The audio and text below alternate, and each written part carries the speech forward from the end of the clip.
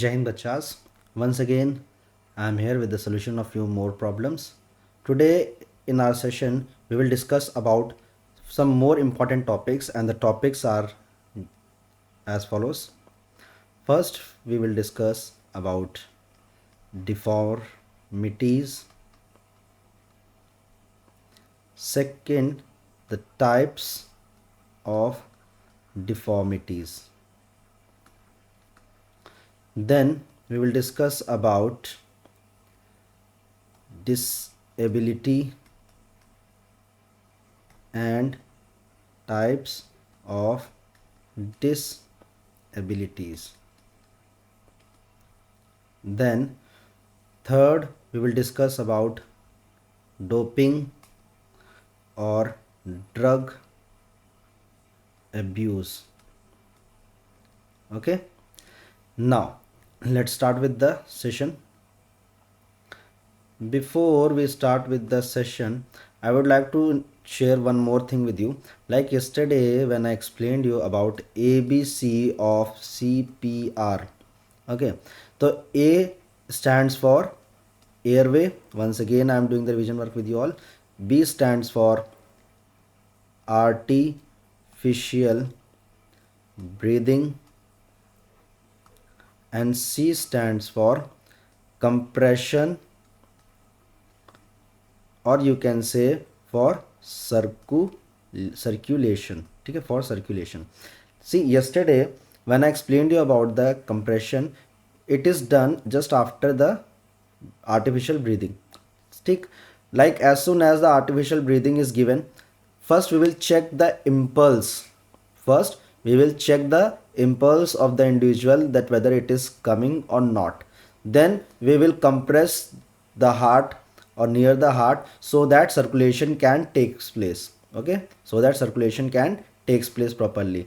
ठीक है, 15 to 30 times हम इसको प्रेस करेंगे हार्ट को, near the heart, so that क्या हो कि उसके चेस्ट को प्रेस करेंगे, कुल मिला के बोले तो चेस्ट पे प्रेस करेंगे 15 to 30 टाइम्स, ताकि क्या हो, सर्कुलेशन आ सके. ठीक है, कल मैंने समझाया था आपको, बट मुझे लगा था कि आपको सही से समझ में नहीं आएगा, इसलिए मैंने पूरा भी समझा दिया. ठीक है, this was left portion.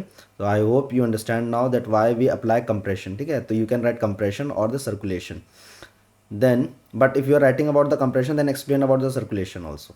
Okay, and you have to explain, else you will not get the marks. Next, as I said, we will start with the first is deformity. ठीक है, आप लोग गलती क्या करते हो कि डिफॉर्मिटीज़ और डिसेबिलिटी में कंफ्यूज जाते हो. पूछी जाती है डिसेबिलिटी, लिख देते हो डिफॉर्मिटी. ठीक है, तो डिफॉर्मिटीज़ क्या है? Deformity is any abnormality in posture. Any abnormality in posture. Deformity क्या है? कोई भी खराबी जो है पॉस्चर में है. ठीक है, पॉस्चर में. What is posture? Let's discuss about posture. Posture is situation of body in which a person is like standing, sitting, running, walking. Okay, तो दीज आर द पॉस्चर. ठीक है, और अगर दूसरे शब्दों में समझे तो posture is a situation in which a individual remain in the situation. Once again, posture is a situation in which the individual remains in the situation or position so till he is feeling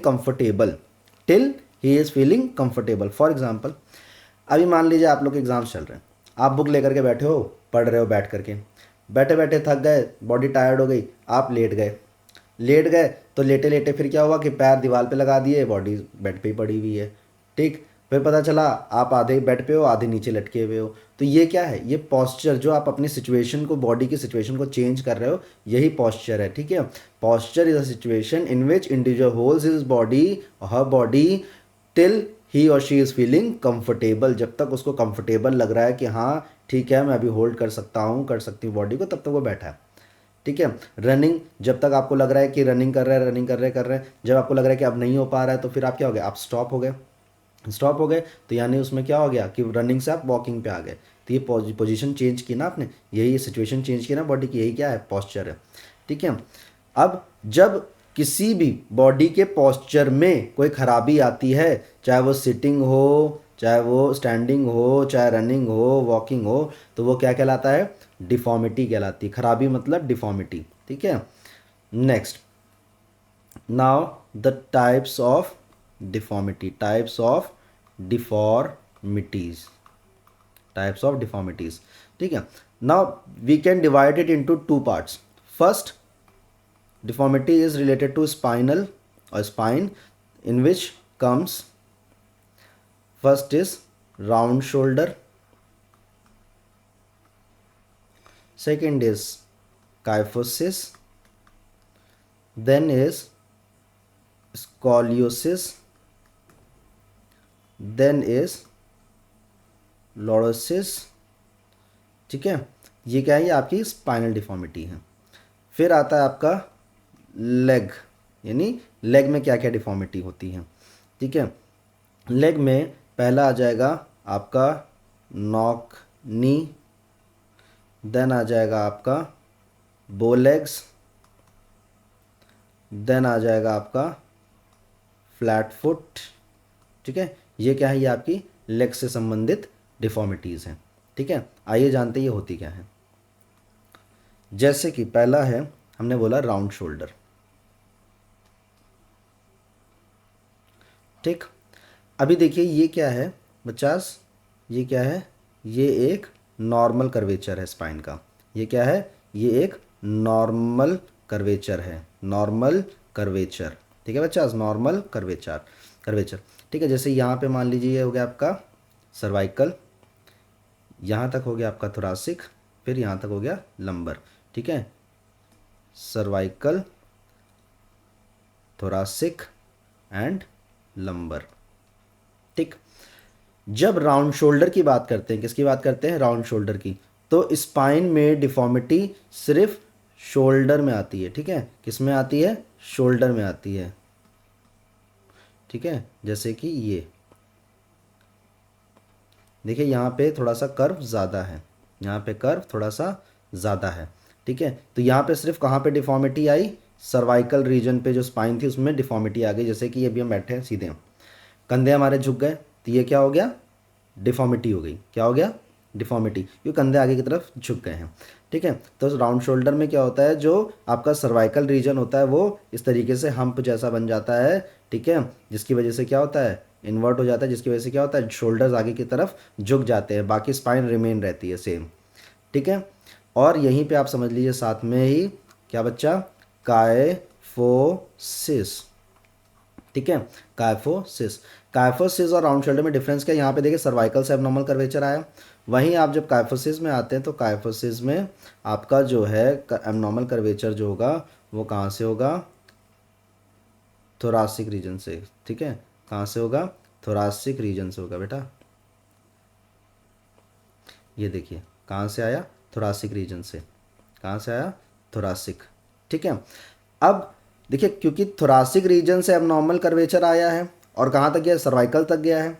ठीक, तो इसमें कंधे भी आपके आ जाएंगे, shoulders भी आपके आ जाएंगे, इसीलिए kyphosis can be called as a round shoulder, but round shoulder can not be called as a kyphosis. Kyphosis को आप राउंड शोल्डर बोल सकते हो, बट राउंड शोल्डर को आप कायफोसिस नहीं कहोगे। क्यों, क्योंकि फिर बता दें कि राउंड शोल्डर में सर्वाइकल रीजन पे ही सिर्फ इम्पैक्ट आता है, whereas in kyphosis there is a abnormal curvature from thoracic region. कहाँ से, थोरासिक रीजन से आता है। ये देखिए हम्प कहाँ पे बना है, हम्प जो है आपका पूरा थोरासिक रीजन पे है। हम कहाँ पे बच्चा, थोरासिक रीजन से लेकर के सर्वाइकल रीजन दोनों को इंक्लूड किया है, थोरासिक एंड सर्वाइकल दोनों को इंक्लूड किया इसने। ठीक है, दोनों को इंक्लूड किया।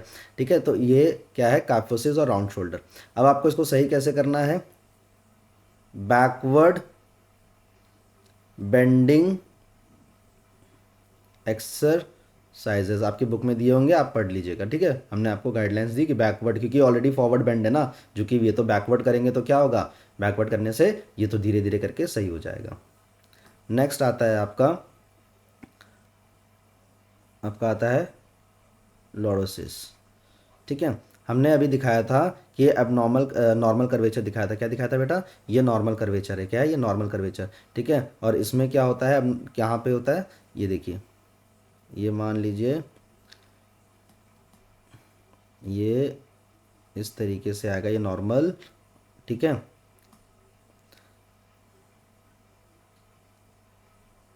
ठीक, इसमें स्पाइन जो है वो कहाँ आ गई? लंबर से आगे की तरफ आ गई। कहाँ पे आ गई? लंबर से आगे की तरफ आ गई। ठीक है, लंबर से आगे की तरफ आ गई। ठीक, आउटवर्ड कर्वेचर इसको क्या बोलेंगे? Outward curvature. ठीक है, वो इनवर्ड कर्वेचर था, ये आउटवर्ड कर्वेचर है। ठीक, अगर इसको याद रखना है तो तारक मेहता का उल्टा चश्मा देखा है? देर इज़ अ बागा इन दैट, उसको देखा है? वो याद रखेंगे तो लॉर्डोसिस हमेशा याद रहेगा। ठीक है, इसमें देखिए ये आउटवर्ड कर्वेचर है। ये कहाँ से आया बच्चास? कहाँ से आया है? ये लंबर से आया है। कहाँ से आया है? लंबर से आया है। ठीक है, आगे की तरफ झुक जाता है। ठीक है, बागा का एग्जाम्पल हमने दिया तारक मेहता का उल्टा चश्मा में। ये जाकर के वहाँ मत लिख दीजिएगा कि अकॉर्डिंग टू अभिषेक सर, यहाँ पे जाकर के जो है ना, ये इस तरीके से बागा का एग्जाम्पल कि अभिषेक सर ने बताया था तो लिख दिया हमने। ठीक है, नहीं, ऐसा नहीं लिखना है। ठीक है, बस आप एक एग्जांपल दीजिएगा कि जब कभी भी किसी की स्पाइन लंबर पोर्शन से आगे की तरफ आ जाती है तो आउटपुट कर्वेचर होता है, तो हम उसे क्या बोलते हैं? लॉर्डोसिस। अब इसमें देखिए स्पाइन आगे की तरफ आई है, तो इसमें आप कौन सी करेंगे एक्सरसाइज? इसकी रेमेडी क्या है? Forward bending exercise. ठीक है, फॉरवर्ड बेंडिंग एक्सरसाइज करेंगे तो क्या होगा? ये सही हो जाएगा। अच्छा, अब इसको ज़रा ध्यान से देखिए, ये जो आप देख रहे हो, या फिर आप इसमें देखेंगे, ये जो भी आप डिफॉर्मिटीज़ देख रहे हैं या इसको स्पाइन को देख रहे हैं, इसमें और किसमें बच्चा? इसमें। अगर आप ध्यान से देखें तो ये सारी आप कहाँ से देख रहे हो? साइड लाइन से। ठीक है, कहाँ से देख रहे हो? साइड लाइन से। जब आप इधर से देख रहे हो, कहाँ से? इधर से, साइड लाइन से देख रहे हो। ठीक है, तो ये साइड लाइन से देखने को मिल रहा है। अभी जो आपका स्कॉलियोसिस होगा, क्या होगा? स्कॉलियोसिस। क्या होगा? स्कॉलियोसिस। ठीक है, ये हम कहाँ से देखेंगे? ये हम देखते हैं मिड लाइन से। ठीक है, कहाँ से देखेंगे बच्चा? मिड लाइन से, सामने से, ये मिड लाइन से। ठीक है, तो जैसे कि ये मान लीजिए स्पाइन है। ठीक है, ये क्या है? ये नॉर्मल कर्वेचर है। क्या है? Normal curvature. क्या है बच्चा? Normal curvature. ठीक है, अभी यहाँ पे क्या है? स्कैपुला है। क्या है? ये स्कैपुला है, पीछे वाला शोल्डर जो होता है। क्या होता है बच्चा? स्कैपुला। ठीक है, क्लियर? ये देखिए, ये अभी क्या है? पैरेलल है, एक लाइन में है। ठीक है, अभी इसमें अब नॉर्मल कर्वेचर कैसे आएगा कि मान लीजिए ये स्पाइन ऐसे की तरफ साइड में चली गई। ठीक है, और स्कैपुला ये जो होगा ये कहाँ पे हो जाएगा? ये शिफ्ट हो जाएगा। ठीक है, ये स्कैपुला इधर आ जाएगा और ये ऊपर शिफ्ट हो जाएगा। भाई जाहिर सी बात है, जब ये जगह नहीं मिल रही तो कहीं ना कहीं तो जाएगा ना, तो ये ऊपर हो जाएगा। ठीक है, तो यानी कि जब मिड लाइन से आप देखेंगे तो स्कैपुला स्पाइन का पोस्चर कुछ ऐसा हो जाता है कि वो अंदर की साइड चली जाती है और स्कैपुला शिफ्ट हो जाता है। तो स्कैपुला इधर से शिफ्ट होगा तो ये ऊपर चलाएगा। अब ये देखिए पैरेलल नहीं है, इधर से शिफ्ट हो गया। ठीक है, ये क्या है? अब नॉर्मल कर्वेचर। क्या है बच्चा? ये है अब नॉर्मल कर्वेचर। ठीक है, क्या है बच्चा? अब नॉर्मल कर्वेचर। ठीक है, तो मिड लाइन से देख रहे हैं तो ये सीधे देखिए यहाँ पे क्या है? ये नॉर्मल कर्वेचर है। यहाँ पे ये सेप्ला शिफ्ट हो गया इधर पे, ये अब नॉर्मल कर्वेचर है। इसमें क्या होता है कि अचानक से एक्सीडेंटल केस में क्या होता है कि एकदम से किसी एक साइड प्रेशर बहुत पड़ गया। ठीक है, जैसे जिम करने गए वहाँ पे वेट लिफ्टिंग कर रहे थे, वो अचानक से शोल्डर पे गिर गया तो ये क्या हो जाएगा? झुक जाएगा। ठीक है, एक्सीडेंट कार में थे या बाइक पे थे, वो एकदम से गिरे शोल्डर पे आकर के तो ये नीचे झुक गया। ठीक, तो ये इस वजह से होता है। ठीक है, तो अब इसको आपको बैलेंस करना है तो क्या? दूसरे साइड प्रेशर डालना पड़ेगा कंटिन्यूसली। दूसरे साइड जितना प्रेशर डालेंगे slowly and gradually it is going to be correct. ठीक है, वो धीरे धीरे करके करेक्ट हो जाएगी। ठीक है, ये इसका क्या था? रेमेडी था। नेक्स्ट आइए, नेक्स्ट हमने आपसे बोला था कि the next topic is disability. क्या है बच्चे? डिसएबिलिटी। डिसएबिलिटी क्या होता है पहले तो ये समझ लीजिए। डिसएबिलिटी इज अ ब्लेप और illness which limits the daily life activity of an individual। क्या है? ये एक ऐसी इलनेस होती है, एक ऐसी ब्लिप होती है, कमी होती है, डेफिसिट होती है जो कि डेली लाइफ की एक्टिविटी को क्या कर देती है? लिमिटेड कर देती है। विच limits the daily life activity of an individual. जैसे कि किसी का अगर हाथ नहीं है, ठीक है। अभी मान लीजिए ये बटन हमने दोनों हाथ से टक कर लिया, हमने बालों को कॉम कर लिया बढ़िया से, ठीक है, हमने शू लेसेस बांध लिए, बाइक भी चला ली, कार भी चला ली, ठीक है, तो हम इजीली सारे काम हम कर पा रहे हैं, ठीक है। लेकिन अभी मान लीजिए किसी का हाथ नहीं है, या किसी का कोई एक पार्ट पैर नहीं है, या किसी तरह की कोई जो है दिक्कत है, तो अब उसमें उसको क्या चाहिए, एक स्पेशल नीड की ज़रूरत होती है।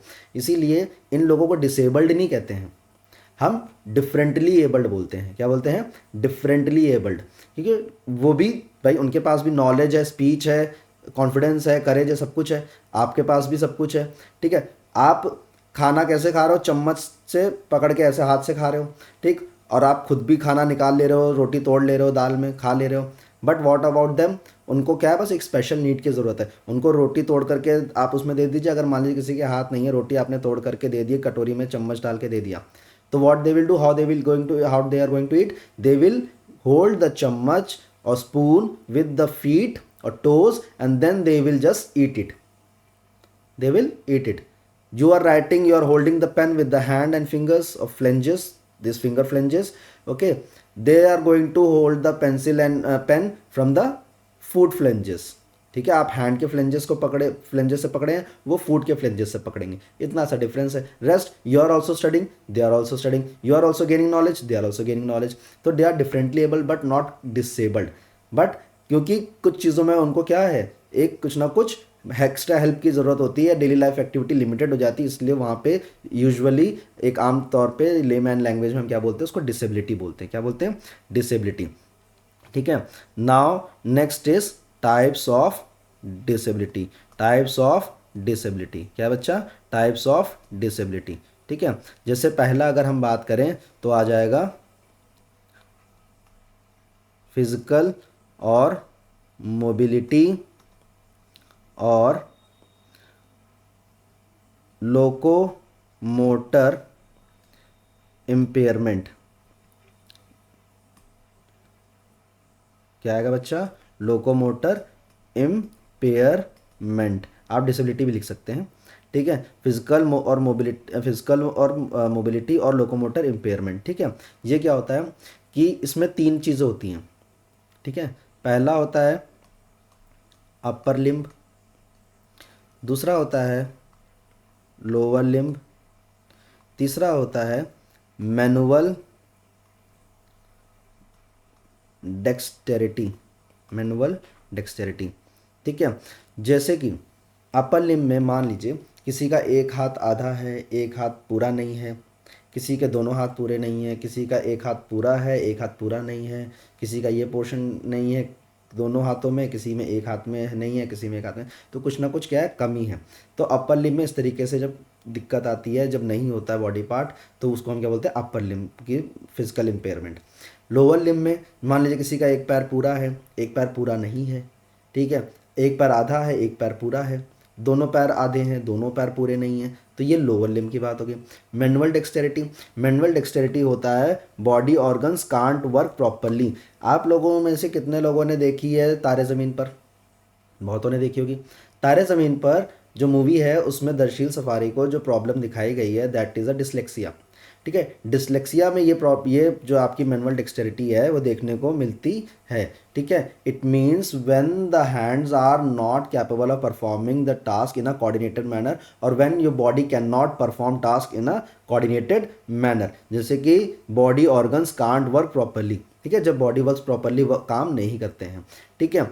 जैसे कि मैंने बताया था अभी, बटन टक करना दोनों हाथ का काम है, कॉम करना दोनों हाथ का काम है, शू लेसेस बांधना दोनों हाथ का काम है, कढ़ाई पकड़ के करछी चलाना दोनों हाथ का काम है, रोटी बेलना दोनों हाथ का काम है, बाइक को यूँ चलाना दोनों हाथ का काम है, कार को चलाना हाथ और पैर दोनों का काम है, ठीक। तो जब इस तरीके की प्रॉब्लम्स आती हैं तो वो क्या कहलाता है, मैनुअल डेक्सटेरिटी। क्या कहलाता है बच्चास, मैनुअल डेक्सटेरिटी, ठीक है। नेक्स्ट आइए, नेक्स्ट इज कॉग्निटिव और लर्निंग डिसेबिलिटी, कॉग्निटिव और learning disability. Cognitive learning disability क्या, कॉग्निटिव क्या होता है, cognitive is a process takes place at brain level, ठीक है। आपके ब्रेन में होने वाले जितने भी प्रोसेस हैं बच्चास, आपके ब्रेन में होने वाले जितने भी प्रोसेस हैं, जैसे कि थिंकिंग, इमोशन अराउजल्स, ठीक है, और लॉजिकल थिंकिंग, क्रिएटिविटी, ये सब क्या है, ये कॉग्निशन है, कॉग्निटिव प्रोसेस है। तो ब्रेन में होने वाले जितने भी चीज़ें हैं, मेमोरी, अंडरस्टैंडिंग, जो भी कुछ है ना लॉजिकल, तो ये सब क्या है, ये आपका कॉग्निटिव है। और लर्निंग क्या है, learning is a permanent change in behaviour, ठीक है, परमानेंट चेंज इन बिहेवियर। रट्टाफिकेशन की बात नहीं कर रहे हैं यहाँ पे हम आपके व्यवहार में होने वाले पूर्णता परिवर्तन की बात कर रहे हैं। पूर्णता मतलब परमानेंट, पूर्णता वैसे मतलब होता है कंप्लीटली, बट परमानेंट का मतलब हमेशा के लिए, ठीक है। तो वही इसलिए मैंने बोला कि पूर्णता मतलब वो हो चुका है चेंज आपकी बॉडी, आपकी पर्सनैलिटी में, ठीक है। तो जब आपके व्यक्तित्व में किसी भी विषय से संबंधित पूर्णता या पूर्ण रूप से बदलाव उत्पन्न हो जाता है, ठीक है, और आपकी बॉडी हैबिचुअल हो जाती है, उसे क्या बोलेंगे, लर्निंग। मतलब परमानेंट चेंज इन बिहेवियर, आपकी बिहेवियर में परमानेंट चेंज, व्यक्तित्व का मतलब होता है पर्सनैलिटी, ठीक है। बात समझ में आई, ठीक है। अभी आगे बढ़ते हैं। अब आप बोलेंगे सर ये आप बता रहे हैं ये थोड़ा समझ में कम आ रही चीज़ है कि ये कौन सी डिसेबिलिटी है, ठीक। इसमें जैसे कि अब कॉग्निटिव है, हमने अभी बोला था कॉग्निटिव में क्या आता है, मेमोरी, क्या आता है, मेमोरी, ठीक है। यानी जैसे कि कुछ बच्चे ऐसे होते हैं जिनको आप चीज़ें समझाइए और 2 मिनट बाद पूछिए तो they are not going to answer, blank face, मतलब उनको वो चीज़ याद नहीं हो पा रही है। स्लो लर्नर्स हैं, मेंटली रिटार्डेड हैं, तो वो क्या कहलाएगा, रिलेटेड टू मेमोरी है ना, तो मेंटली रिटार्डेड है, ठीक है। यानी कि दिमाग में सही से चीज़ें समझ में नहीं आ रही हैं, ठीक है। जब समझ में नहीं आ रही तो रिटेंशन कहाँ से होगा, रिटेन कहाँ से करेंगे, ठीक है। और फिर वहीं उसी जगह पे जब समझ में नहीं आ रही है तो स्टोर भी नहीं होगी, भाई इनपुट करेंगे, प्रोसेसिंग होगी, तब आउटपुट होगा ना। कंप्यूटर में क्या होता है, इनपुट, प्रोसेस, आउटपुट। अब मेमोरी में जा तो रहा है लेकिन वो सही से इनपुट नहीं हो पा रहा, जब इनपुट नहीं हो पा रहा तो प्रोसेस नहीं हो पा रहा, प्रोसेस नहीं हो पा रहा तो आउटपुट कहाँ से आएगा बच्चा, ठीक है। Getting my point. Next is hyper activity. Hyper activity, hyper activity का मतलब होता है इम्पल्सिविटी। इम्पल्सिविटी क्या होता है, इम्पल्सिविटी।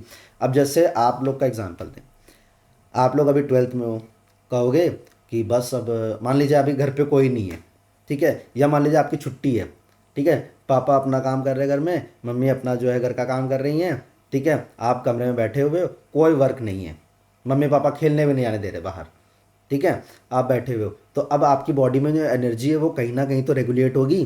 तो आप लोग कैसे रेगुलेट करोगे बच्चा, खुराफात से। कैसे, बस अब 12th है, 12th के बाद अब बस यूपीएससी क्लियर करेंगे, यूपीएससी क्लियर करने के बाद एक रेड कारपेट बिछेगी और फिर मैं जाऊंगा ऑफिस में और फिर उसके बाद जो है एक साइन करूंगा और जो है पैसा जेब में आएगा। ये क्या है, रेगुलेट हो रही है ना। तो जब आपके हमारे अंदर जो एक एनर्जी है वो रेगुलेट हो रही है इस तरीके से, तो इन लोगों में हमसे 3 से 4 से 5 गुना ज़्यादा एनर्जी होती है। तो इनकी इम्पल्सिविटी, हाइपर एक्टिविटी कैसे होगी, it means because of impulsivity there is a lack of attention, there is a lack of attention, ठीक है। भाई आपको टीचर पढ़ा रहा है और वो कहता है कि जाओ बेटा नीचे से पानी की बोतल ले आओ, आप आए बैठे टॉपिक के साथ कनेक्ट हो रहे थे तब तक, जाओ बेटा ये सामान ले आओ मेरा, फिर उसके बाद बैठे कनेक्ट हो रहे थे, फिर अच्छा बेटा ये चीज़ रह गई ये ले आओ, तो आप कनेक्ट नहीं कर पा रहे हो। क्यों, क्योंकि आप वहाँ पे स्टेबलाइज नहीं हो पा रहे हो। when you are not stabilized, how you are going to concentrate, and when you are not able to concentrate, then how you will able to pay attention, ठीक है। तीनों चीज़ें, ठीक है।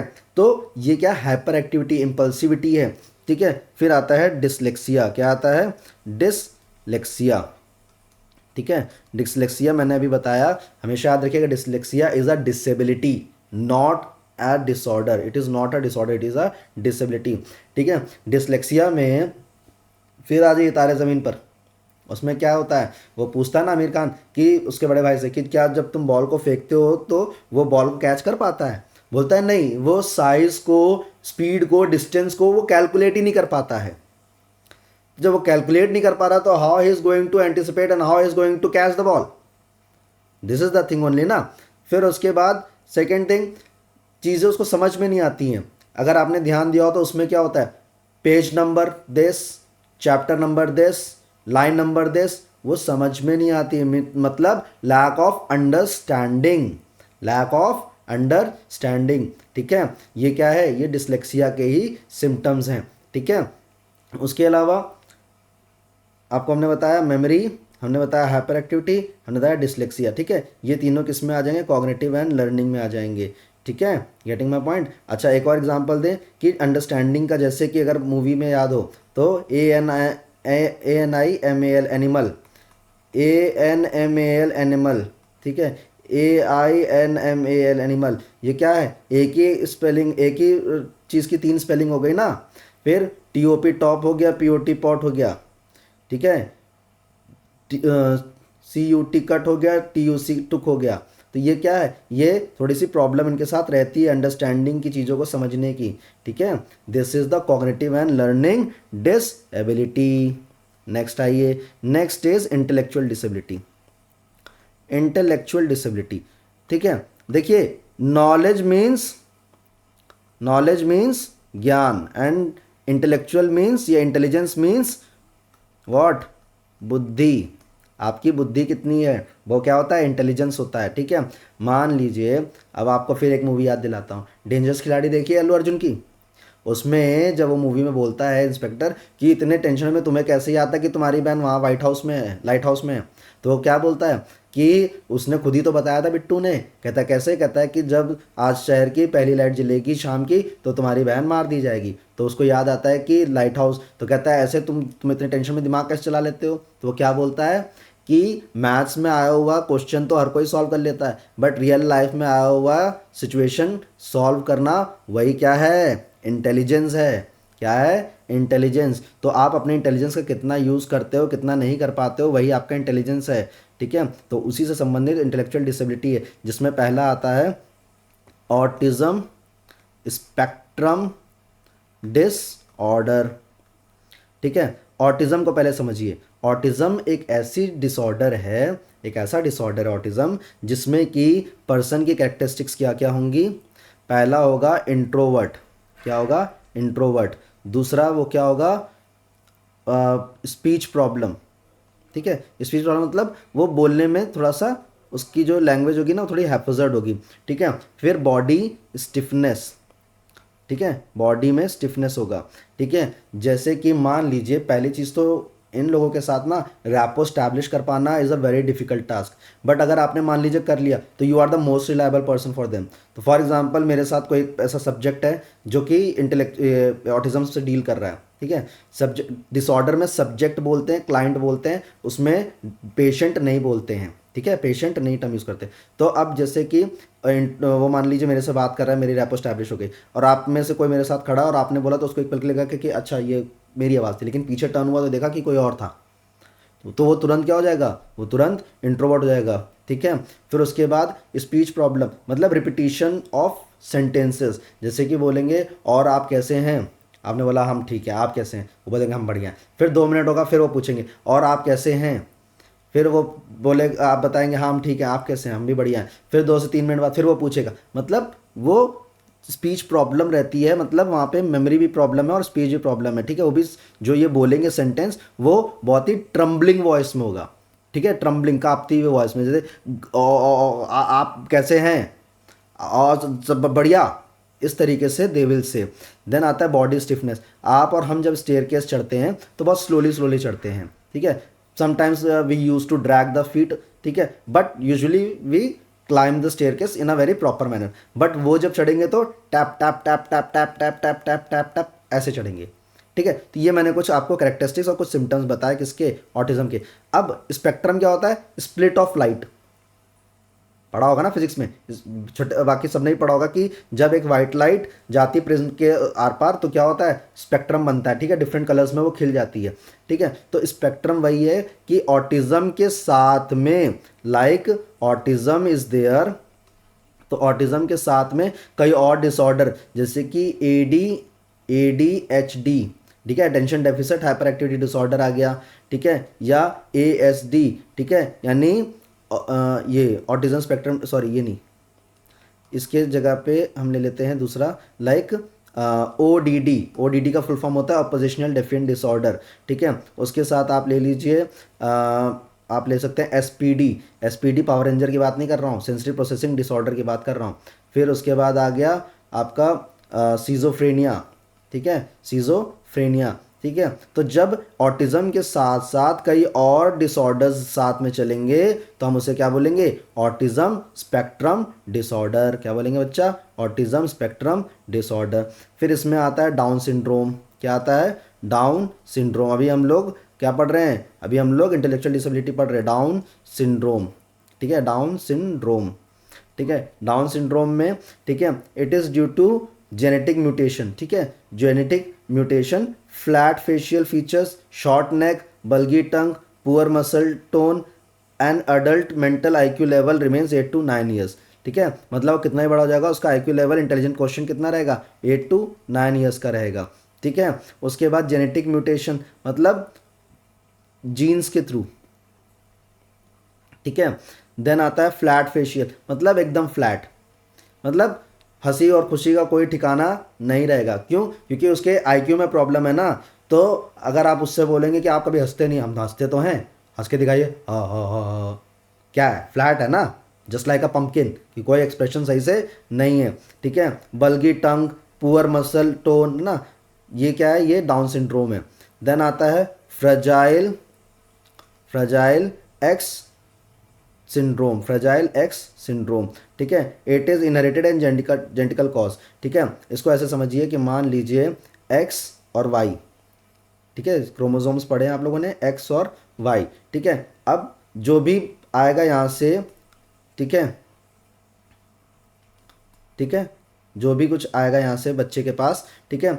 अब मान लीजिए जीन्स ट्रांसफ़र हुए, ठीक है, उसमें से कोई ऐसा जीन्स था जो कि क्या हो गया, थोड़ा सा प्रॉब्लमेटिक था। जैसे कि मान लीजिए मदर ने जब कंसीव किया है तो डॉक्टर्स क्या बोलते हैं कि हेल्दी एनवायरनमेंट में रहिए, ठीक है, स्ट्रेस मत लीजिए, क्योंकि अगर स्ट्रेस लेंगे तो किसको ट्रांसफ़र होगा, बच्चे को ट्रांसफ़र होगा, ठीक। और डॉक्टर अगर मान लीजिए इस तरह की सिचुएशन आ गई तो डॉक्टर यही बोलेगा कि देखिए बच्चे की सिचुएशन जो है वो सही नहीं है, उसका जो पर्सनैलिटी वो एबनॉर्मल है। अब आगे चल के when the child will take birth then till what extent the personality can be abnormal we cannot anticipate, ठीक है। अभी एक स्टार्टिंग स्टेज है जहाँ पे उन्होंने देखा कि हाँ आपके स्ट्रेस लेने की वजह से बच्चे में, या एंजाइटी की वजह से, या एक्सपोजर टू स्मोक की वजह से बच्चे में ये चीज़ें हम लोगों ने देखी हैं, ठीक है। अब वो बच्चे में जब देखा कि हाँ वो अभी कंसेप्शन पीरियड में है, तो देखा कि इस तरह की सिचुएशन है, अभी वो उसको सीधा डायरेक्टली प्रिडिक्ट नहीं कर सकते ना कि डेवलपमेंट कैसा होगा उस चीज़ का। तो इसीलिए फ्रेजाइल एक्स सिंड्रोम मतलब जब जेनेटिकली कुछ बच्चे के अंदर आ जाता है, ठीक है, तो हम उसको क्या बोलते हैं, फ्रेजाइल एक्स सिंड्रोम, जिसकी वजह से कोई ना कोई डिसेबिलिटी आ जाती है। इसमें देखिए दो चीज़ें होती हैं, बायो के बच्चे समझ पाएंगे, जब मोनोजोमी होगा, ठीक है, और जब ट्रायोजोमी होगा, ठीक है, क्या होगा, ट्रायोजोमी, ठीक है। ये देखिए बायोजोमी है, तो मोनोजोमी होगा जब, या ट्रायोजोमी होगा तभी ये क्या होगा, इस तरीके की कोई सिचुएशन अकर होगी, ठीक है। नेक्स्ट आइए, next is sensory disability. Sensory disability यानी कि जब किसी भी सेंस ऑर्गन में कोई ना कोई खराबी आ गई। पहली चीज़ तो सेंसरी, जब कोई आपसे पूछे कि सेंसरी ऑर्गन बताइए तो ये मत कह देना आइज, नोज, ईयर्स, टंग और ये हैंड, स्किन, नहीं नहीं, ये नहीं होता है। क्या होता है, auditory, visual, olfactory, gustatory and touch, ये आपके सेंसरी ऑर्गन्स हैं, ठीक है। फिर से बताएं, auditory, visual, gustatory, olfactory and touch, ये सेंसरी ऑर्गन्स हैं। अब इनमें किसी में कोई खराबी आ गई, मान लीजिए जैसे विजुअल है, क्या है, विजुअल, तो ड्यू टू एक्सीडेंट कुछ ऐसा हुआ कि जो उसकी आईसाइट चली गई, क्या हुआ, आईसाइट चली गई, ठीक है। या ठीक, अब जैसे क्रिकेट होता है ब्लाइंड लोगों का, तो उसमें 3 टाइप के ब्लाइंड होते हैं, B1, B2 एंड B3, ठीक है। जैसे B1 है ब्लाइंड 1, ये कौन सा टाइप होता है, जिनको काफ़ी हद तक दिखाई देता है, ठीक है, 60% हम कह लेते हैं दिखाई देता है। फिर B2 जिनको ठीक ठाक दिखाई देता है बट नज़रों में अभी भी थोड़ी बहुत, मतलब थोड़ा सा ब्लर टाइप का रहता है, यानी हम कह सकते हैं 40% और 30% कह सकते हैं हम, ठीक है। ये जो होते हैं जिनको बिल्कुल दिखाई नहीं देता है, ठीक है। तो इसीलिए इनकी जो बॉल होती है उसमें छर्रे पड़े होते हैं, क्या पड़े होते हैं, छर्रे पड़े होते हैं, जिससे कि वो वॉइस सुन करके उसको रिएक्ट कर सकते हैं। और ये भी आप जानते हैं कि अगर किसी भी पर्सन का एक भी सेंसरी ऑर्गन सही से वर्क नहीं कर रहा है तो बाकी जो सेंसरी ऑर्गन्स होंगे वो क्या होंगे, बहुत ज़्यादा इफेक्टिव होंगे, वो बहुत ज़्यादा एफिशिएंटली वर्क करेंगे। ठीक है, ये आप भी जानते हैं। ठीक है, तो जैसे हमने आपको बताया, ठीक है, कि किसी भी रीज़न से। अच्छा, एक चीज़ और, ब्रेन में कहीं भी चोट लगी तो इसका मतलब ये तो है नहीं कि पूरी बॉडी पे इंपैक्ट आएगा। ब्रेन में डिफरेंट पार्ट्स हैं, तो अब जो सेंसरी और जो ब्रेन का पार्ट विजुअल को कोऑर्डिनेट करता होगा, उसी पे जब चोट लगेगी तभी तो आई साइड जाएगी। जिसमें ऐसी जगह पे चोट लगी कि जो है ऑडिटरी को जाना है तो ऑडिटरी वहाँ चली गया, जहाँ पे चोट लगा जहाँ मेमोरी को कोऑर्डिनेट करता है तो मेमोरी चला गया। ठीक है, तो सेंसरी डिसेबिलिटी यानी जब सेंस ऑर्गन्स में कोई ना कोई खराबी आ जाती है। ठीक है, ब्रेन और स्पाइनल डिसेबिलिटी यानी कि जब आपकी नर्वस सिस्टम में कोई ना कोई दिक्कत आ जाती है। फिर आता है आपका साइकोलॉजिकल और मेंटल डिसेबिलिटी, साइकोलॉजिकल और मेंटल डिसेबिलिटी। ठीक है, ये क्या होता है, बायपोलर, ठीक है, और डुअल पर्सनैलिटी। ठीक है, डुअल पर्सनैलिटी। ठीक है, जैसे कि अभी एकदम से बहुत काम है, अभी एकदम से बहुत एग्रेसिव हो गए।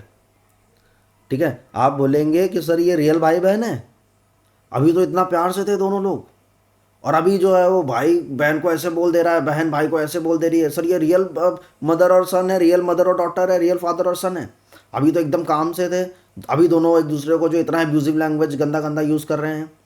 तो वो क्या है, एक्सट्रीमिटीज़ हैं। क्या है, एक्सट्रीमिटीज़ हैं। ठीक है, एक्सट्रीम्स पे रहता है। ठीक है, डुअल पर्सनैलिटी। ठीक है, उसकी जो पर्सनैलिटी है वो डुअल रहेगी यानी एक्सट्रीम्स पर रहेगी। ठीक है, always on the extreme, not in the normal और एट द ऑप्टिमम लेवल। ठीक है, वहाँ पे नहीं रहेगी वो। ठीक है, कि कभी एक ठीक है नॉर्मल गुस्सा है, नॉर्मल प्यार है, एक्सट्रीम पे रहेगा। ठीक है, फिर आता है सीजोफ्रेनिया। ठीक है, सीजोफ्रेनिया। सीजोफ्रेनिया क्या होता है, सीजोफ्रेनिया का दूसरा नाम है mind and body split. Mind and body split. आप बोलेंगे सर ऐसा क्यों कह रहे हैं आप, देखिए माइंड एंड बॉडी स्प्लिट क्या होता है कि माइंड जो है ना उसके बनाए हुए खुद के रियल वर्ल्ड में है, बॉडी हमारे बनाए हुए रियल वर्ल्ड में है। बात समझ रहे हैं।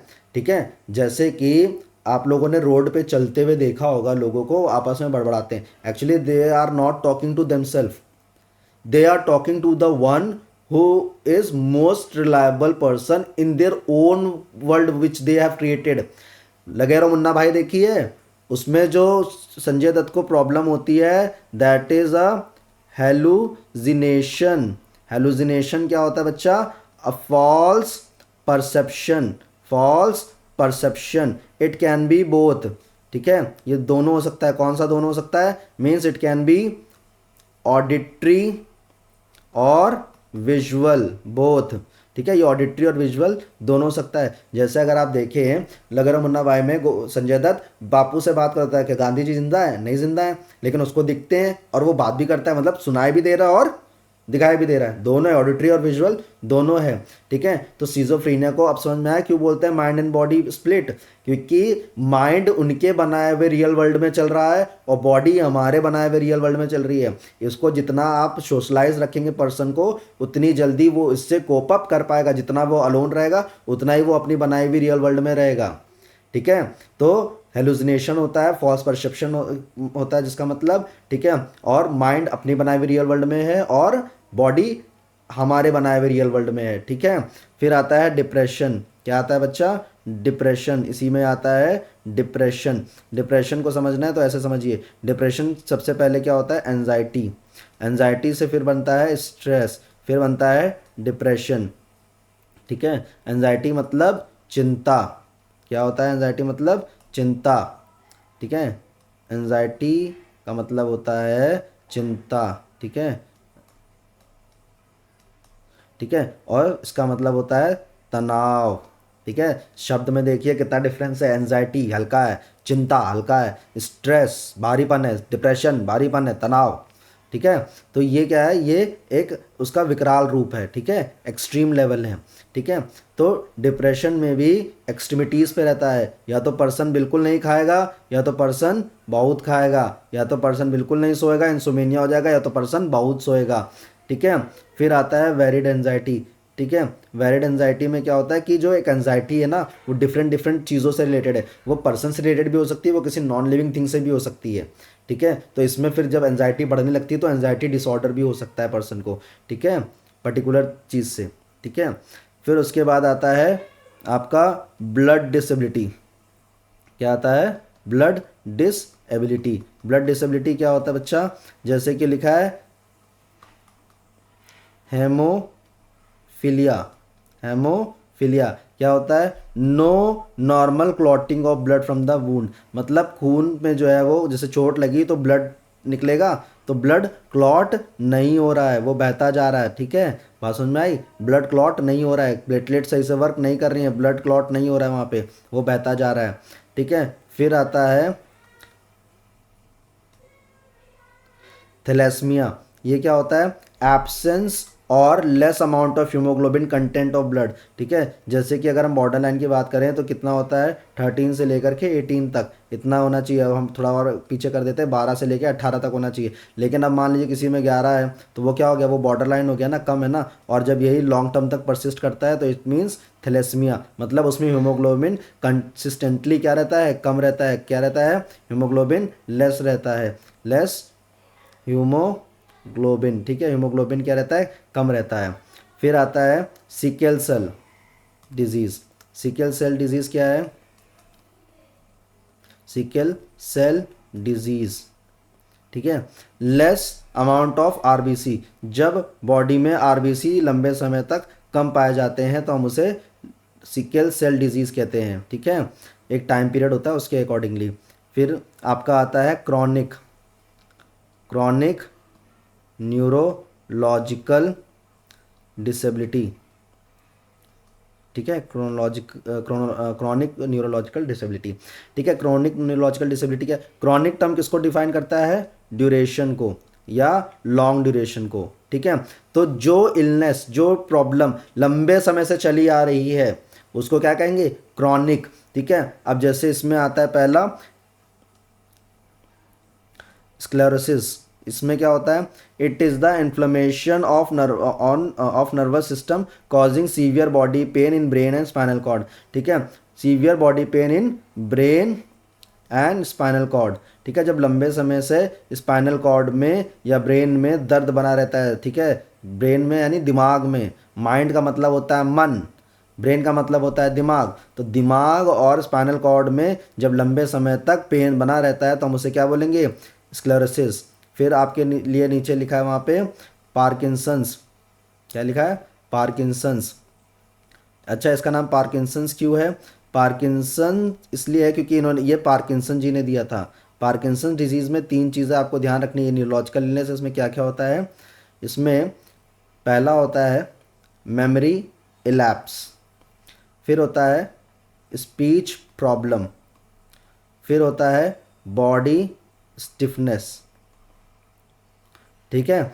अब जैसे इसमें लिखा है in this the muscle tremors और shakes due to poor nervous system, nervous stimulus, ठीक है, मतलब जो नर्वस सिस्टम है वहाँ तक स्टिमुलस सही से नहीं पहुँच रहा है, इसीलिए बॉडी ट्रम्बल कर रही है, ठीक है, ट्रेमर कर रही है, ठीक है, ट्रम्बल कर रही है, शिवर कर रही है, शेक कर रही है, ठीक है। मेमोरी लैप्स, ठीक है, न्यूरोलॉजिकल इलनेस है तो मेमोरी में प्रॉब्लम आती है, उनको अपना सही से घर भी नहीं पता था, आप उनसे पूछे कि घर कहाँ पे, वो वहाँ पे है, वहाँ पे ये मंदिर है, ऐसा है वैसा है, कहाँ पे नहीं पता। स्पीच प्रॉब्लम, आपका नाम क्या है, मेरा नाम ये है, तेज़ बोलिए, मेरा नाम ये है, और तेज़ बोलिए, मेरा नाम ये है, मतलब इससे ज़्यादा तेज़ वो बोलेंगे ही नहीं, स्पीच प्रॉब्लम, ठीक है। और बोलने में भी दिक्कत होगी, मतलब एक तो लाउड वॉइस प्लस प्रोनाउंसिएशन और थोड़ा सा बहुत बोलने में भी दिक्कत होगी, ठीक है। बॉडी स्टिफनेस, बॉडी बहुत रिजिड हो जाती है, क्या हो जाती है, बॉडी रिजिड हो जाती है, ठीक है। ये आपका हो गया क्या, आपका पार्किंसंस डिजीज़ हो गया, ठीक है। फिर आता है आपका next is multiple disability, multiple disability, ठीक है। जब किसी पर्सन के अंदर एक से ज़्यादा डिसेबिलिटी होती है तो हम उसे क्या बोलते हैं, multiple disability, more than one disability, ठीक है, मोर देन वन डिसेबिलिटी, ठीक है, जैसे it is a combination of A disability, it may be birth defect, genetic default, disease, chronic illness, cancer, environmental cause, मतलब कुछ भी डिसेबिलिटी एक से ज़्यादा जब होंगी तब उसे क्या बोलेंगे, मल्टीपल डिसेबिलिटी, क्या बोलेंगे, मल्टीपल डिसेबिलिटी, ठीक है। आगे आइए, next is our doping, next is our doping और ड्रग अब्यूज, ठीक है। क्या होता है drug abuse,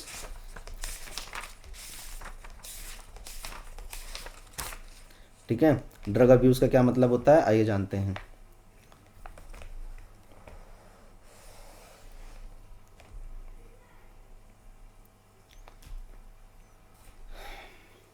next is drug abuse, ठीक है। ड्रग अब्यूज क्या होता है बच्चा, जब आप ड्रग का, ठीक है, मिसयूज करते हो, ठीक है। ड्रग में आपके नॉन प्रिस्क्राइब भी आएंगे और प्रिस्क्राइब्ड भी आएंगे। आप बोलेंगे सर प्रिस्क्राइब कौन करता है, भाई साहब, बच्चा, दीदी, बाबू, ड्रग आपके मेडिसिन को भी कहते हैं, किसको कहते हैं, मेडिसिन को भी कहते हैं, ठीक है बच्चा, किसको कहते हैं, मेडिसिन को भी। तो ये प्रिस्क्रिप्शन ही तो होता है जो डॉक्टर देता है कि हाँ भैया बुखार है, डोलो खा लो जा करके, ठीक है। तो ये प्रिस्क्राइब और नॉन प्रिस्क्राइब्ड यानी जो डॉक्टर प्रिस्क्राइब नहीं करता, जो हम सेल्फ के लिए सेल्फ से लेते हैं, ठीक है, जिससे कुछ हार्मफुल इफेक्ट्स भी देखने को मिलते हैं, ठीक है। और अब आता है इसका दूसरा आता है क्या, डोपिंग। डोपिंग क्या है, doping is a prohibited drug used for enhancing performance, ठीक है। जब आप परफॉर्मेंस एनहांस करने के लिए प्रोहिबिटेड ड्रग लेते हैं as per the guidelines of World Anti Doping Agency और नेशनल एंटी डोपिंग एजेंसी, जब आप उन ड्रग्स का इस्तेमाल कर लेते हैं तो वही क्या होगा, डोपिंग। मतलब गाइडलाइंस दी वाडा ने और नाडा ने कि भैया ये ड्रग मत यूज़ करिएगा फॉर एनहांसिंग योर परफॉर्मेंस, लेकिन आपने उसी का इस्तेमाल कर लिया तो वो क्या होगा, doping. Means prohibited drugs used for enhancing performance by players, getting my point. Next आइए अब टाइप्स ऑफ ड्रग, ठीक है। टाइप्स ऑफ ड्रग में अगर आप आए तो पहला क्या है आपका, स्टिमुलेंट है, ठीक है। स्टिमुलेंट क्या करता है, it is a kind of drug which stimulate, ठीक है, what, your mind and body, ठीक है। ये आपके माइंड और बॉडी को स्टिमुलेट करता है ताकि आपकी परफॉर्मेंस क्या हो सके, एनहांस हो सके, ठीक है। ये बेसिकली कहाँ से कनेक्टेड होते हैं, सीएनएस यानी सेंट्रल नर्वस सिस्टम, ठीक है, सेंट्रल नर्वस सिस्टम से कनेक्टेड होते हैं। वहाँ पे जाकर के क्या करते हैं, मतलब कनेक्टेड मतलब कि सेंट्रल नर्वस सिस्टम पे जाकर के सीधा अटैक करते हैं, जिसकी वजह से आपकी जो है परफॉर्मेंस एनहांस हो जाती है। रिजल्टिंग इन इम्प्रूव, जब आप स्टिमुलेंट ले लेते हैं तो इट इंक्रीजेज योर अलर्टनेस, ठीक है। मतलब इसके रिजल्ट्स क्या क्या होते हैं, पहला होता है अलर्टनेस, फिर होता है reaction time, reaction time increase हो जाएगा, फिर क्या हो जाएगी, बॉडी में एनर्जी इंक्रीज हो जाएगी, ठीक है। तो ये ड्रग्स जो आप स्टिमुलेंट लेंगे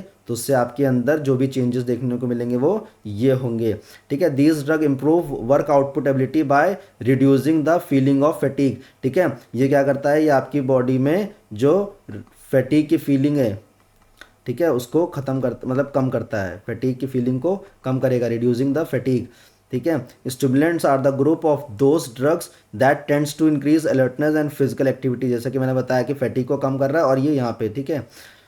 सम of the most commonly use stimulants are cocaine and amphetamines, ठीक है, कोकेन और एम्फाबेटामिन्स, ठीक है। ये आपके क्या हो गए, आपके टाइप्स, ये पहला ड्रग हो गया स्टिमुलेंट, ठीक है। इसके हार्मफुल इफेक्ट्स क्या हैं, एडिक्टिव इन नेचर, क्या होता है, एडिक्टिव इन नेचर, ठीक है। हार्मफुल इफेक्ट्स हैं एडिक्टिव इन नेचर, ठीक है, मतलब लत लग जाती है। फिर उसके बाद एग्रेशन इंक्रीज होता है, एग्रेसिव नेचर, ठीक है। फिर वायलेंट बिहेवियर, बगावत पे उतर आते हो आप लोग। फिर उसके बाद ब्लड विजन, ठीक है, दिखाई देना कम हो जाता है, ठीक है, ब्लड विजन, ठीक है। उसके बाद आता है डिजीनेस, ठीक है, डिजीनेस, ठीक है। Irregular heartbeat, irregular heartbeat, ठीक है। ये आपके क्या हो गए, कुछ इसके साइड इफेक्ट्स हो गए, ठीक है। नेक्स्ट आता है आपका नेक्स्ट इज योर नारकोटिक्स। क्या है? नारकोटिक्स। ठीक है, नारकोटिक्स क्या करता है? जो आपके ब्रेन के प्रोसेस को थोड़ा सा स्लो डाउन कर देता है। क्या कर देता है? स्लो डाउन कर देता है, थोड़ा स्लीपी सा कर देता है। ठीक है, they are good painkillers. ये क्या होते हैं? एक अच्छे पेन किलर्स होते हैं। ठीक है, क्या होते हैं? अच्छे पेन किलर्स होते हैं। ठीक है, during training period to remove the feeling of restlessness and tiredness. ठीक है, feeling of restlessness and tiredness, restlessness and tiredness. ठीक है, they help in long endurance activity. ठीक है, जब ये आपके पेन किलर होते हैं, ये आपके रेस्टलेसनेस और टायर्डनेस को खत्म कर देंगे, तो they are going to help you in endurance. Which endurance? Long term endurance. कौन सा टाइप का एंड्योरेंस? Long term endurance. ठीक है, however over dose can result in respiratory problem. Over dose की वजह से क्या हो सकता है?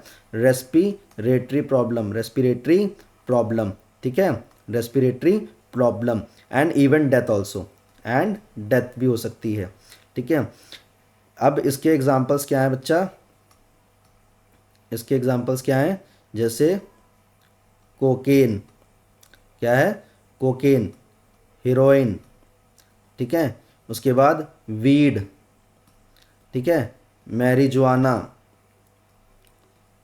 Weed, marijuana. ठीक है, फिर उसके बाद आपका और आ जाएगा मॉर्फिन। मॉर्फिन यानी गांजा। ठीक है, तो ये क्या है? ये आपके टाइप्स ऑफ ड्रग्स जो इसमें आते हैं, कहाँ कहाँ से ये आपकी बॉडी में आता है। हार्मफुल इफेक्ट्स क्या है? Slow response. हार्मफुल इफेक्ट क्या है? Slow response. ठीक है, हार्मफुल इफेक्ट क्या है? Slow response. ठीक है, और फिर उसके बाद डिक्लाइन एक्टिविटी। ठीक है, डिक्लाइन एक्टिविटी आप लोगों ने देखा होगा, जब कोई इंसान गांजा पी लेता है, भांग पी लेता है, तो उसकी क्या होती है? एक्टिविटी डिक्लाइन हो जाती है थोड़ी सी। ठीक है, स्ट्रॉन्ग एडिक्शन। एडिक्शन बहुत गंदा होता है इसका। ठीक है, addiction can leads towards the what? Dependency. Addiction के बाद डिपेंडेंसी आएगी। एडिक्शन मतलब अभी ठीक है, आदत धीरे धीरे अच्छा लग रहा है, अच्छा लग रहा है, अब वो आदत लगेगी। आदत यानी एडिक्शन।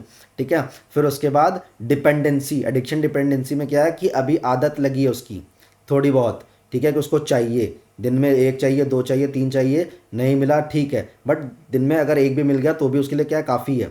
डिपेंडेंसी मतलब उसके बिना रह ही नहीं सकता है वो। ठीक है, स्ट्रॉन्ग एडिक्शन मतलब कि उसकी आदत है, उसको दिन में दो मिल गए बहुत है, इनफ है। बट डिपेंडेंसी यानी कि वो उसके बिना रह ही नहीं सकता है, ये डिपेंडेंसी होती है। ठीक है, फिर loss of concentration, loss of concentration, loss of concentration. ठीक है, ये इसके कुछ रिजल्ट्स हो गए। नेक्स्ट आइए, नेक्स्ट इज आपका स्ट्रॉइड्स। क्या है आपका? स्ट्रॉइड्स। Next is steroids. ठीक है, स्ट्रॉइड्स होता है नेक्स्ट। स्ट्रॉइड्स क्या होता है? ये आपके जो है ना हीलिंग प्रोसेस को, हीलिंग प्रोसेस को फास्ट कर देते हैं। हीलिंग प्रोसेस को फास्ट कर देते हैं, और साथ ही साथ क्या करते हैं? ग्रोथ को फास्ट कर देते हैं। ठीक है, किसको? ग्रोथ को। ठीक है, अब ये क्या करते हैं? ये आपके हार्ट रेट को इंक्रीज कर देते हैं। क्या कर देंगे? हार्ट रेट को। ठीक है, और बॉडी टेम्परेचर को, बॉडी टेम्परेचर को। ठीक है, और क्या करेंगे? ये आपके रेस्पिरेशन को इंक्रीज़ करेंगे। क्या करेंगे? रेस्पिरेशन को। बॉडी वेट को इंक्रीज़ कर देंगे। क्या कर देंगे? बॉडी वेट को इंक्रीज़ कर देंगे। ठीक है, और मसल मास, मसल मास। ठीक है, आप बोलेंगे सर ये हीलिंग प्रोसेस कैसे होता है? अब ज़रा ध्यान से समझिए। आप लोगों ने अगर स्टार्टिंग में 11th क्लास में या जो 9th में भी पढ़ा होगा फिजिकल एजुकेशन को, उसमें आता है हार्ट रेट एंड रेस्पिरेशन की साथ में वर्क करते हैं, यानी कार्डियो रेस्पिरेटरी। क्या बोलते हैं उसको? Cardio respiratory. ठीक है, अब देखिए, जब कार्डियो रेस्पिरेटरी प्रोसेस साथ में होता है, ठीक है, heart and respiratory system is working together, तो at that time what happens? As much as you will work out, the oxygen intake will be maximum. When oxygen take will be maximum, then it will go to the heart, then there will circulation will take place, means exchange of gases will take place. तो gases exchange take place through cells, through blood cells, through alveoli, through bronchi, is known as pulmonary diffusion. जब आपके lungs में blood जाता है through heart, heart में कहाँ से जाएगा? राइट ऑरिकल से, राइट ऑरिकल से हार्ट कहाँ पे, ब्लड कहाँ जाएगा, थ्रू पल्मोनरी आर्टरीज लंग्स में, लंग्स में थ्रू अल्वोलाई, थ्रू ब्रोंकाई क्या होगा, आपके ब्लड गैसेस एक्सचेंज होगा, गैसेस एक्सचेंज हुआ, उसी को क्या बोलेंगे, पल्मोनरी डिफ्यूजन। और वहाँ से फिर थ्रू पल्मोनरी वेन्स कहाँ पे आएगा, लेफ्ट वेंट्रिकल में आएगा, कहाँ पे आएगा, सॉरी हाँ लेफ्ट वेंट्रिकल में आएगा, ठीक है, सॉरी लेफ्ट ऑरिकल में आएगा। लेफ्ट ऑरिकल में आने के बाद क्या होगा, लेफ्ट ऑरिकल में आने के बाद क्या होगा, फिर वो लेफ्ट वेंट्रिकल से बॉडी में जाएगा, ठीक है।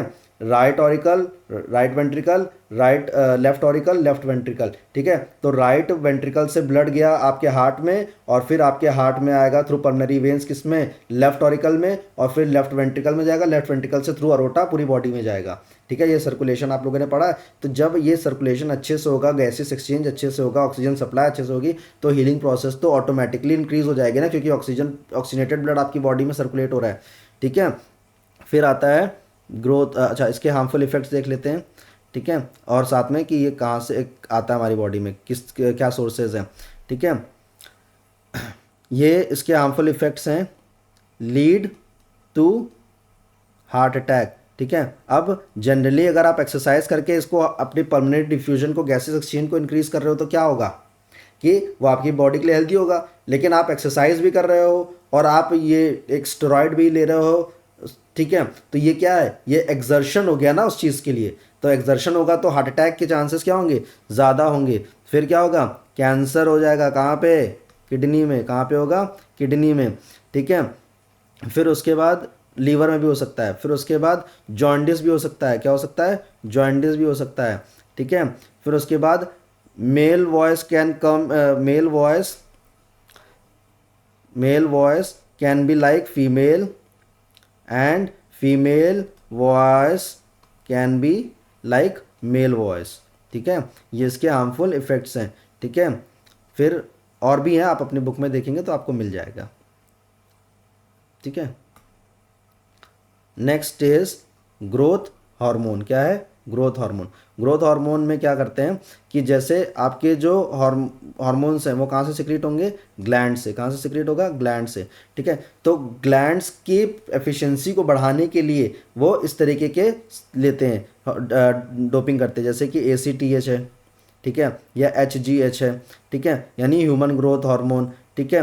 फिर आपका आता है एड्रिनो कॉर्टिकोट्रॉपिक हार्मोन, ठीक है, ACTH यानी एड्रिनो कॉर्टिकोट्रॉपिक हार्मोन, ठीक है। और HGH क्या था, ह्यूमन ग्रोथ हार्मोन, ठीक है। फिर इंसुलिन आ गया, इंसुलिन सिक्रीशन जब नहीं होता है प्रॉपरली तो उसको बढ़ाने के लिए, ठीक है। फिर आ जाता है आपका गोनाडोट्रोपिन, ठीक है। ये डिफरेंट डिफरेंस क्या है, ये आपके हार्मोन्स हैं, ठीक है, जो ग्लैंड से सिक्रीट होते हैं डिफरेंट डिफरेंट, ठीक है। तो जब वो प्रॉपरली सिक्रीट नहीं होते या उसकी एफिशिएंसी को और बढ़ाना होता है कि ये हमारी बॉडी में इंसुलिन और प्रोड्यूस हो जाए, ACTH और सिक्रीट हो जाए, HGH और सिक्रीट हो जाए, ठीक है, गोनाडोट्रोपिन और सिक्रीट हो जाए, तो वो क्या करते हैं, वो ग्रोथ हार्मोन लेते हैं, ठीक है, ग्रोथ हार्मोन डोपिंग करते हैं, ठीक है। उसके बाद ये जब आप अपनी बॉडी में इस तरीके की चीज़ें एनहेंस कर लेते हैं, ठीक है, इस तरीके जो आपके ड्रग्स है उसको आप एनहेंस कर लेते हैं, तो फिर क्या होता है कि आपकी स्ट्रेंथ एंड एंड्योरेंस दोनों ही क्या हो जाती है, एनहेंस हो जाती है। तो ये चीटिंग की ना आपने, कि भाई दूसरा मेहनत कर रहा है वर्कआउट करके, आपने वर्कआउट के साथ यहाँ पे थोड़ा सा एक्स्ट्रा चीज़ ले लिया जो कि वो भी प्रोहिबिटेड है, तो इससे स्ट्रेंथ और एंड्योरेंस इन्हांस हो जाता है। इस वजह से भी ये क्या है, बैंड है, it is a band, completely band. अगर इसको आपने इनटेक कर लिया ओलंपिक्स में जाने से पहले तो आपके ऊपर बहुत जो है ना गंदा पेनल्टी पड़ने वाला है, ठीक है। सज़ा तो होगी होगी, जो कंपनसेशन देना पड़ेगा सो अलग, ठीक है। हार्मफुल इफ़ेक्ट्स क्या क्या हैं उसके, आइए देखते हैं। Harmful effects are unbalanced height, ठीक है, unbalanced height and size of body, ठीक। It can lead to postural deformity, postural deformity को भी ये लीड करता है, ठीक है। फिर उसके बाद ओवर ग्रोथ ऑफ लिम्स, भाई आप एक्सर्शन कर रहे हो ना, तो ओवर ग्रोथ ऑफ लिम्स भी हो सकता है, हाथ या पैर कुछ भी जो है ना वो ज़्यादा लंबे बड़े हो सकते हैं। मस्कुलर स्केलेटल लार्ज हो जाता है, मस्क्यूलो स्केलेटल एनलार्जमेंट, ठीक है। तो ये क्या है, इसके साइड इफेक्ट्स हैं। फिर उसके बाद risk of heart attack again इसमें आ जाता है, ठीक है, risk of heart attack. Next आता है आपका, नेक्स्ट इज बेटा ब्लॉकर्स, नेक्स्ट इज बेटा ब्लॉकर्स। ठीक है, बेटा ब्लॉकर्स क्या है? ठीक है, ये एंजाइटी रिड्यूसिंग एजेंट है, एंजाइटी रिड्यूसिंग एजेंट। ठीक है, जैसे कि कंसंट्रेशन वाले जो आपके स्पोर्ट्स होते हैं, जैसे कि शूटिंग। ठीक है, फिर शूटिंग के साथ आपका आ जाएगा,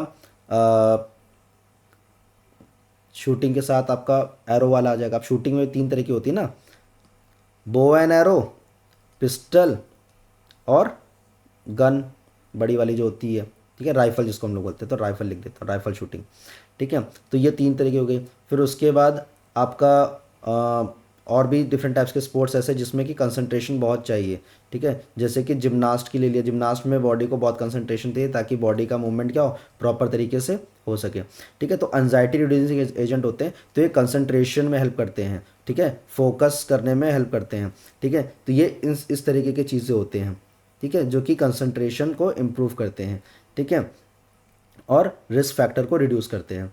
ठीक है, फिर क्या आता है, जैसे अब बेटा ब्लॉकर्स है, तो बेटा ब्लॉकर्स बेसिकली किसको दिया जाता है? अस्थमा के पेशेंट को। किसको दिया जाता है? अस्थमा के पेशेंट को। अच्छा, बेटा ब्लॉकर्स का और मेन फंक्शन क्या होता है कि ये हार्ट रेट को स्लो कर देते हैं। हार्ट रेट स्लो हो गया तो क्या हो गया, क्या हो जाएगा? कंसंट्रेशन बढ़ जाएगा, क्योंकि हार्ट, जैसे एक पर्सन का हार्ट जो है वो 10 बार बीट करने में एक amount of blood pump out कर रहा है।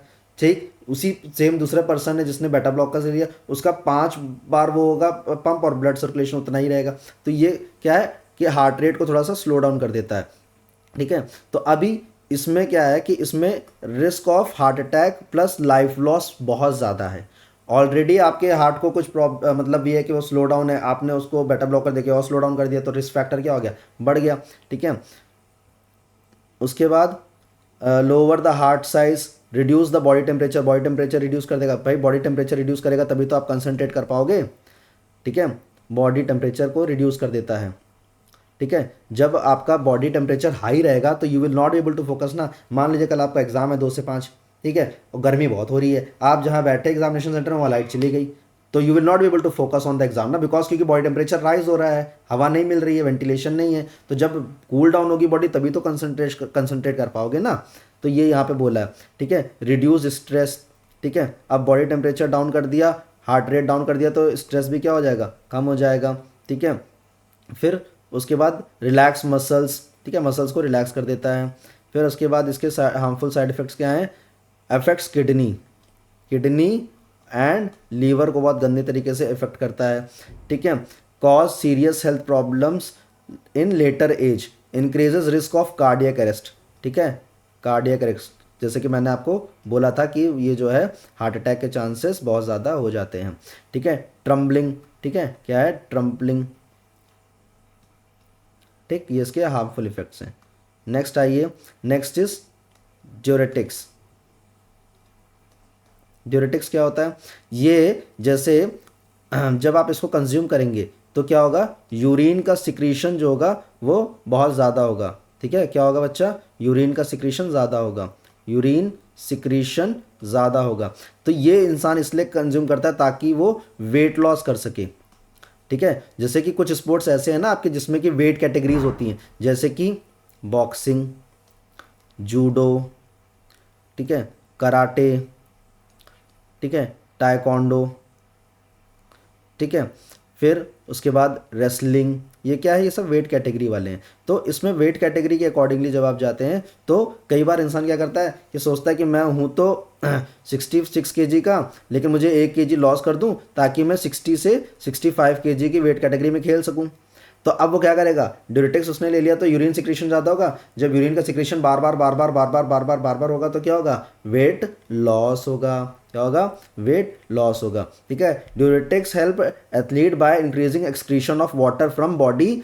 ठीक है, they are also known as water pills, they increases production of urine. देखिए मैंने पहले ही लिखा था। ठीक है, the person reduces body weight is very in very short period of time. Athlete use diuretics to flush out the remain from steroids and facilitate temporary weight loss. ठीक है, अब इसके साइड इफेक्ट्स क्या हैं भाई? जब यूरिन बॉडी से secrete बहुत ज़्यादा हो रहा है तो क्या होगा? क्या होगा? Lack of water in body.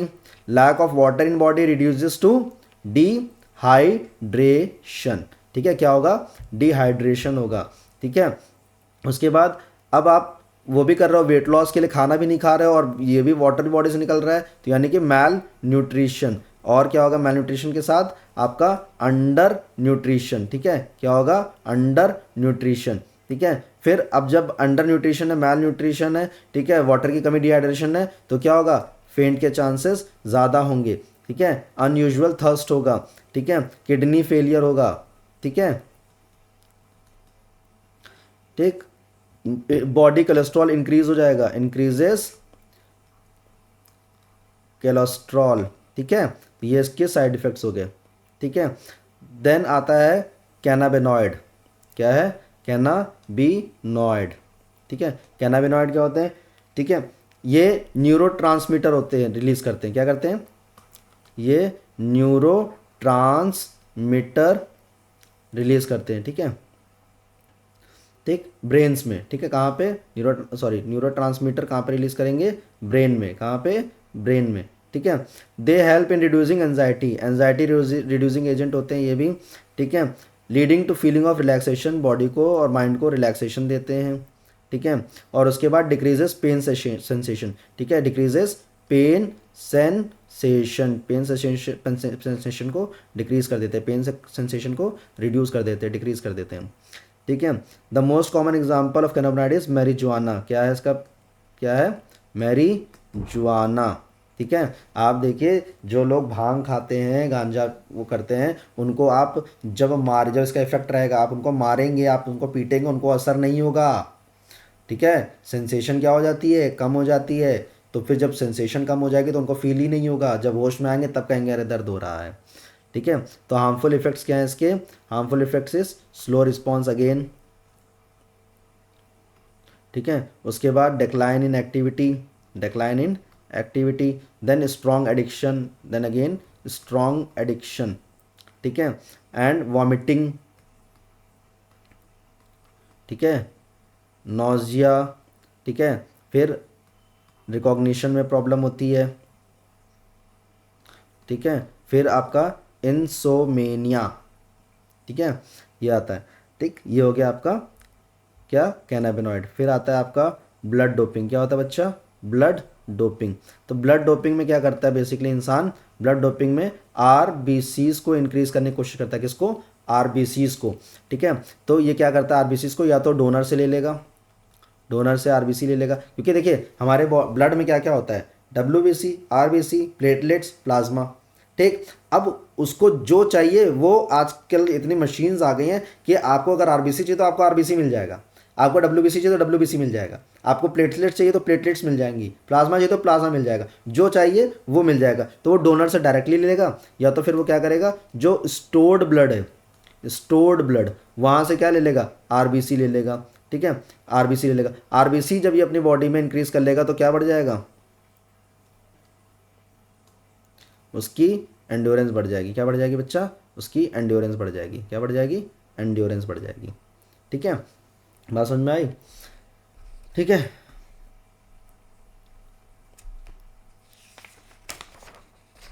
फिर उसके बाद आपका आता है नेक्स्ट इज, एक रह गया है क्या?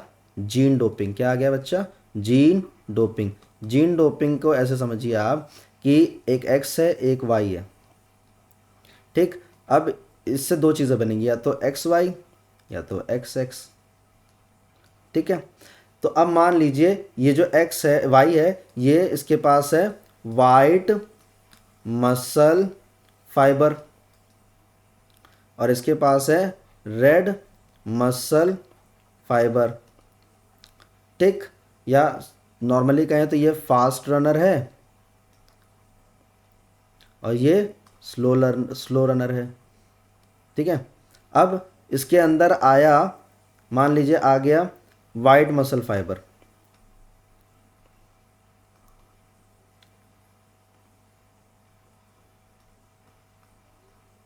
ठीक है।